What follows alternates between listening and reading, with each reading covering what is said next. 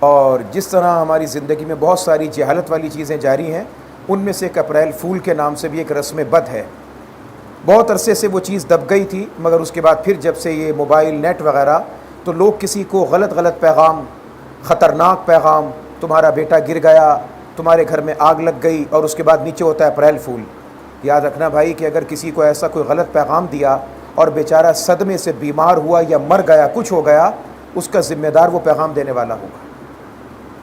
اور یہ مذاق اس وقت تک اچھا لگتا ہے جب تک حدود میں رہے۔ مذاق کا کرنا کچھ اور ہے، مذاق کا اڑانا کچھ اور ہے۔ ہم دونوں چیزوں کے درمیان فرق نہیں کرتے، اور میں نے اپنی زندگی میں تک کم از کم چار مواقع ایسے دیکھے کہ جن 4 مواقع پر یہی مذاق وبال جان بن گیا، مصیبت کا ذریعہ بن گیا۔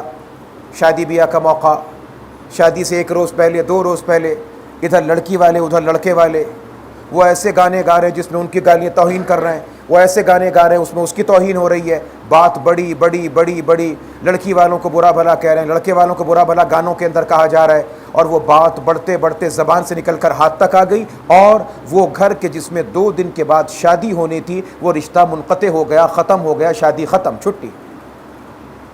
بہت سارے لوگ آپ نے بھی دیکھا ہوگا، مارکیٹ، بازار، ماشاءاللہ کروڑوں کا کاروبار، بڑی بڑی دکانیں، مگر آپس میں مذاق کیا ہے، ایک دوسرے کو گندی واہیات ماں بہنوں کی گالیاں بک رہی، یہ مذاق ہے کوئی؟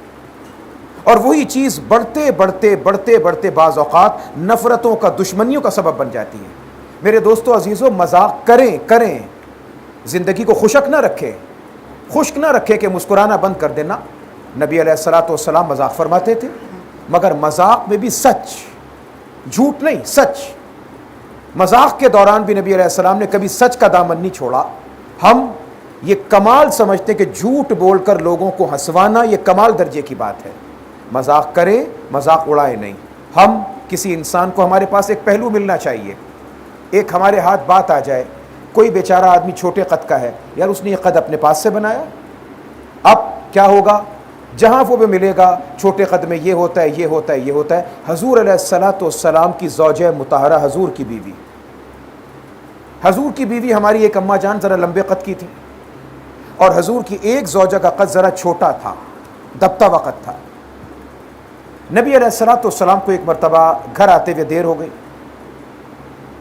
وہ خاتون، وہ ہماری اماں جان جو ذرا لمبے قد کی تھیں، وہ کہنے لگی، ہاں محسوس ہوتا کہ آپ آج اس چھوٹی کے پاس ہیں جو اتنی سی ہے، وہیں بیٹھے ہوئے ہوں گے اتنی سی کے پاس۔ نبی علیہ السلام نے بات مسکرا کے ختم نہیں کی، غصے میں آئے اور فرمایا کہ بی بی، تو نے جو بات کی ہے نا، اس بات کی اتنی کڑواہٹ ہے، اس بات میں اتنی تلخی ہے، اندازہ لگائیں کہنے والی کون؟ حضور کی بیوی، امت کی ماں۔ وہ کیا کہتی ہیں کہ آپ اسی کے پاس گئے جو اتنی سی تھی؟ نبی علیہ السلام فرماتے کہ بی بی، تو نے جو یہ بات کہی ہے نا، اس بات میں اتنی کڑواہٹ ہے، اتنی تلخی ہے کہ اس بات کو اگر 7 سمندر میں ڈال دیا جائے تو اس کا پانی کڑوا ہو جائے۔ ہمارے لیے کمال کی بات ہے، کمال کی بات۔ کسی کا مذاق اڑانا، کسی کو پکڑ، زندگیاں گزر گئی یار، کب سنجیدگی آئے گی؟ ہم سب کے سب غور کر کے دیکھیں، چند افراد ہیں، بچے، نوجوان، باقی ہم سب کے سب دیکھیں، ہم اپنی زندگی کا اکثر حصہ گزار چکے ہیں، کم حصہ باقی ہے۔ جس کی زندگی 40 سال کی گزر چکی ہے، اب اس کو دوبارہ 40 سال نہیں ملنے والے۔ یہ پرانی ہڈیاں تھی جو 80 سال 85 سال چل گئے۔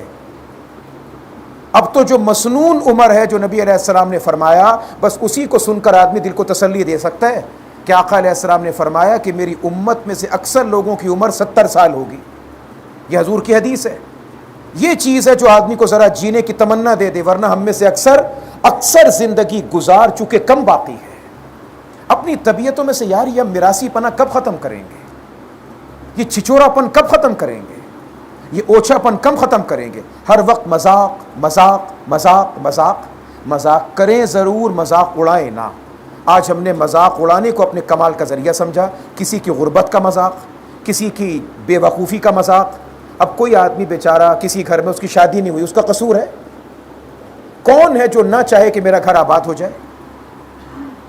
بعض لوگ اس چیز کو ایک عجیب مسئلہ بنا لیتے ہیں. جہاں دیکھا جیسے انسان کو چبانے کے لیے سردی میں کوئی مونگ پھلی چلغوزہ چاہیے, آگے کوئی ایسا آدمی, چلو بھائی اب اس کی ذات کو رگڑنا شروع کر دیا, اسے لٹایا پوسٹ مارٹم کی پلیٹ کے اوپر اور اس کو پوسٹ مارٹم شروع کر دیا. قرآن پاک میں اللہ کہتا ہے سورہ حجرات میں 26 پارے کے اندر آیت نمبر 11 کے اندر, اے مسلمانوں کسی کا مذاق نہ اڑاؤ, مذاق نہ اڑاؤ. کیا پتا کہ تم جس کا مذاق اڑا رہے ہو اس کا رتبہ خدا کے دربار میں کتنا اونچا ہے, وہ کس رتبے پہ فائز ہے. ہماری زندگی کا معیار کپڑا بس یہ چیز رہ گئی. شیخ سعدی رحمۃ اللہ علیہ بڑے اللہ والے, نقش بندی سلسلے کے امام, گلستان بوستان کتاب لکھنے والے, عجیب اللہ کے ولی, ایک شہر میں گئے, وہاں ایک بڑے رئیس صاحب نے دعوت کی. حضرت صاحب سادے کپڑے پہن کے چلے گئے. انہوں نے کہا نہیں آپ ہمارے معیار کے مطابق نہیں, واپس جائیں. جانتا نہیں تھا کہ کون تھے. گھر گئے جہاں ٹھہرے ہوئے تھے, بکسا کھولا, بہترین کپڑے نکالے, بہترین پوشاک, آ گئے دعوت میں. دعوت میں آئے, آج آئیے تشریف لائیں, تشریف لائیں, تشریف لائیں, آئیے آئیے آئیے.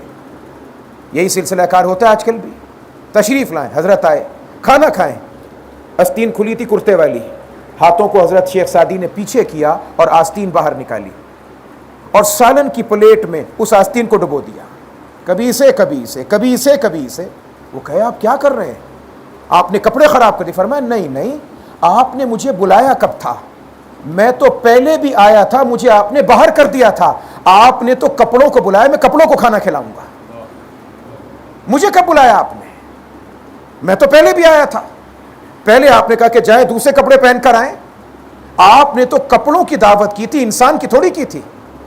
اس لیے میرے عزیزوں, میرے دوستوں, خدا رسول کے واسطے, اللہ کے واسطے بڑی درد دل کے ساتھ آپ کی خدمت میں عرض کر رہا ہوں, ہماری زندگیوں کا اکثر حصہ گزر چکا یار. مذاق کریں, ضرور کریں, ضرور کریں. ہم مذاق اڑانا شروع کر دیتے ہیں اور مذاق اڑانے کا طریقہ نتیجہ کار کیا نکلتا ہے, دوستیاں ٹوٹ جاتی ہیں, دشمنیاں جنم لیتی ہیں اور بڑی بڑی خرابیاں پیدا ہو جاتی ہیں. تو یہ کل کا دن جو آ رہا ہے نا, ہم سمجھتے ہیں جیسے کوئی یہ رمضان کا روزہ رکھنا ضروری ہے, اپریل فول منانا بھی ضروری ہے. جھوٹے میسج, جھوٹی باتیں, غلط ہے یہ بات. ان چیزوں سے پرہیز کریں. مذاق کریں ضرور, مذاق اڑائیں مت. اللہ تعالی ہم سب کے ساتھ عافیت اور کرم کا معاملہ فرمائے.